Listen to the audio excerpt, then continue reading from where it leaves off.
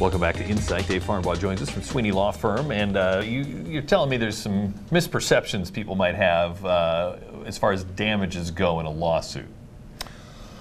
Well, Dirk, there's a lot of misconceptions, I think, particularly when we get to wrongful death in a minute. But in a typical personal injury case, I think most people are familiar with recovering your medical expenses or your lost wages. Those are the most common, or pain and suffering. I think most people are familiar with those types of damages. If you get into a more serious case, we try to recover what we call impairment of earning capacity. If you have permanent disabilities that affect your ability to carry on your career, your chosen profession, we can recover damages in the future for the impairment of your ability to work and earn money in the future. Some cases involve disfigurement or those types of damages. So those are the most common ones in just a conventional personal injury case. In a wrongful death case, we get into a lot of misconceptions. A lot of people think in a wrongful death case that we recover money for the suffering that the person who passed away experienced before they died, and that's not true. Okay. The damages in a wrongful death case are the damages to the surviving spouse or the surviving children. It's the harm to them of being deprived of the relationship going forward as a result of the wrongful death. Yeah, that does surprise me. I would think there would be something for the victim, I guess. In Indiana, we don't have any recovery for the conscious pain and suffering of someone that experienced death as a result of negligence.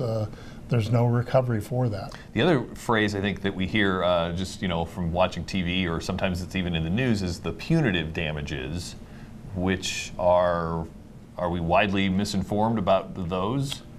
Punitive damages, there's a lot of misconception about that. In Indiana, punitive damages are almost never recoverable. And interestingly, in the state of Indiana, 75% of the money, if you do get punitive damages, 75% of the money goes to the state of Indiana. And, I would think they would be. The remaining 25% is taxed. In a normal personal injury case or a wrongful death case, there are no tax consequences. There's no state or federal tax to somebody that gets damages in a personal injury or wrongful death case. But if you get an award for punitive damages, that is taxed. Again, that doesn't seem. So it seems like, though, these things really vary from state to state. They really do. Like I said, Indiana, for a variety of reasons, we almost never recover punitive damages in any kind of a case. But in other states, punitive damages are somewhat common. Are these things set up ahead of time, or is there just general guidelines about what sort of injuries will pay what sort of damages?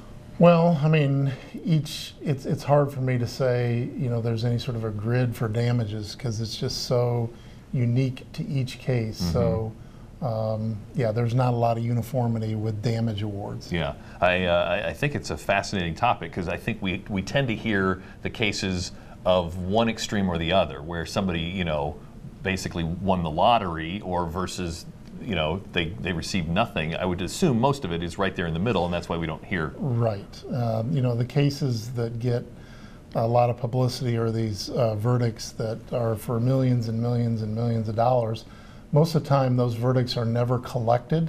There's not enough insurance coverage to recover those damages, or those cases go up on appeal, and the Court of Appeals knocks that award down to a more reasonable amount. So those big verdicts get a lot of publicity, but often they're never actually collected. You can learn a whole lot more on their brand new website, which is worth checking out. SweeneyLawFirm.com is where you can head over. SweeneyLawFirm.com. Give them a call there as well. We will be right back on Insight.